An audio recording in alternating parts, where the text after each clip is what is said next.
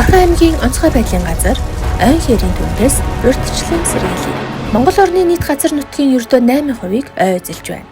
Уур амьсгалын өөрчлөлт, хувь ашилт, хүний буруутай үйл ажиллагаанаас үүдэлтэй ойн хээрийн төмөр гарах тоо давтамж сүүлийн жилүүдэд ихссээр байна.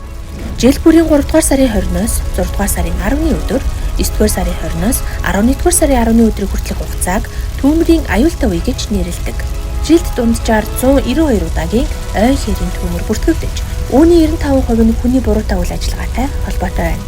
Тиймээс иргэд та бүхэн ойн хээрийн төмрөөс урьдчилан сэргийлж, үнс нурмыг битүү тагтай савнд хийх, тамхи, шүдэнц, асаагуур, орч нурмыг ил задгаа хаяхгүй байх, тээврийн хэрэгслийн янданг орч баригчтай болгох, гэр хашаа, малын хорооны гадуур төмрөөс хамгаалах зурвас татах, төмөр галын аюулаас хамгаалахад шаардлагатай багаж хэрэгслийг бэлтгэх, орчныхоо модны навч, холтос, өнжмөл өвс, унсан хуурай мод зэргийг тухай бүртэнд цэвэрлэж хэвшээрэй.